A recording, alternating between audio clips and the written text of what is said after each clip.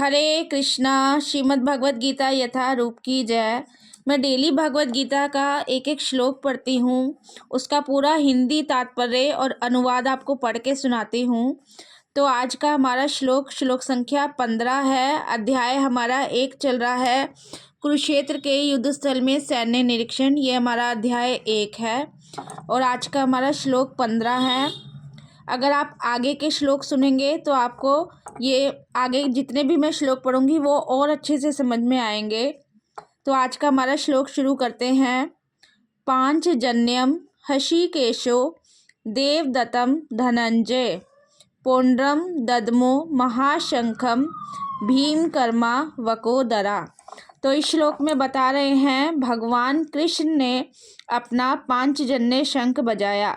यहाँ पर भगवान कृष्ण के शंख का नाम दिया है पांचजन्य। अर्जुन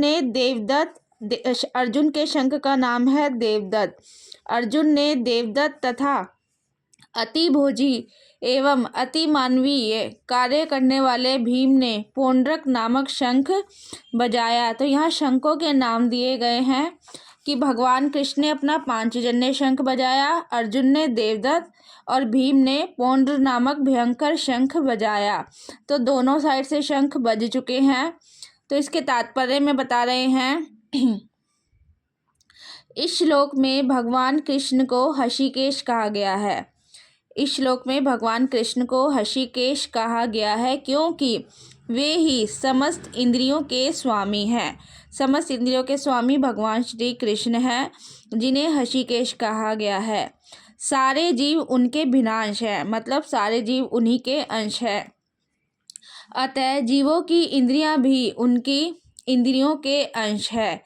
चूँकि निर्विशेषवादी जीवों की इंद्रियों का कारण बताने में असमर्थ है, इसलिए वे जीवों को इंद्रिय रहित या निर्विशेष कहने के लिए उत्सुक रहते हैं।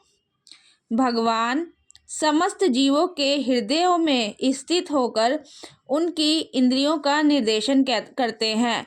तो ये इम्पोर्टेंट लाइन है, भगवान समस्त जीवों के हृदयों में स्थित होकर उनकी इंद्रियों का निर्देशन करते हैं, किंतु वे इस तरह निर्देशन करते हैं कि जीव उनकी शरण ग्रहण कर ले।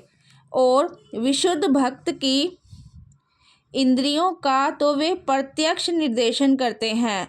जो भगवान के शुद्ध भक्त हैं उनका वे प्रत्यक्ष निर्देशन करते हैं।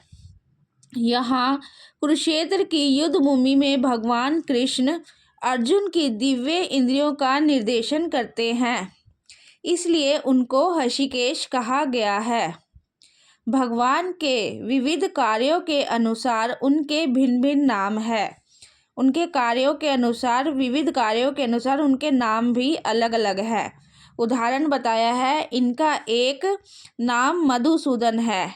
भगवान कृष्ण का जो एक नाम है मधुसूदन है, क्योंकि उन्होंने मधु नाम के असुर को मारा था।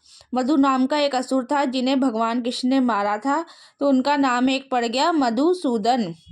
वसुदेव के पुत्र होने के कारण इनका नाम वासुदेव है। देवकी को माता के रूप में स्वीकार करने के कारण इनका नाम देवकी नंदन है। वृंदावन में यशोदा के साथ बाल लीलाएं करने के कारण ये यशोदा नंदन है। अपने मित्र अर्जुन का सारथी बनने के कारण ये पार्थ सारथी भी है।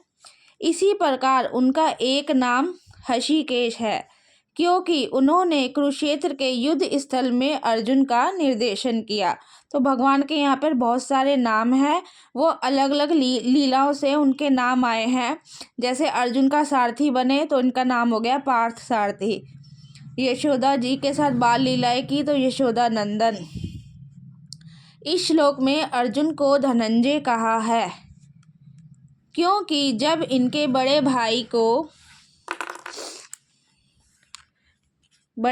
को विभिन्न यज्ञ संपन्न करने के लिए धन की आवश्यकता हुई थी तो उसे प्राप्त करने में इन्होंने सहायता की थी। इस प्रकार भीम वकोदर कहलाते हैं, क्योंकि जैसे वे अधिक खाते हैं, उसी प्रकार वे अति मानवीय कार्य करने वाले हैं। जैसे उन्होंने हिडिंबासुर का वध किया, भीम ने हिडिंबासुर का वध किया, और भीम का एक नाम है वकोदर।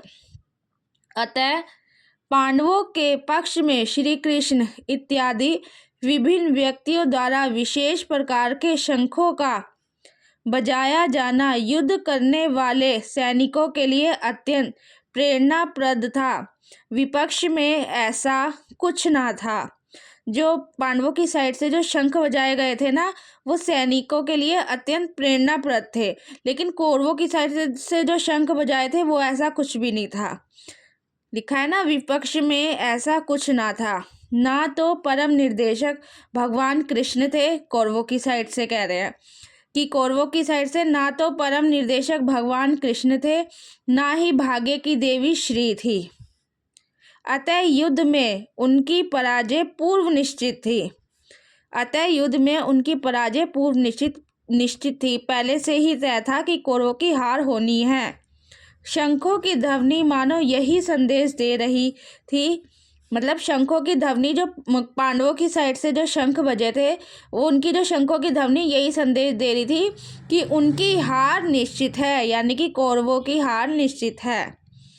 तो आज का हमारा ये पूरा तात्पर्य मैंने आपको पढ़ के सुनाया, तो आप प्लीज़ इसे ध्यान से सुनिएगा, तभी आपको अच्छे से समझ में आएगा।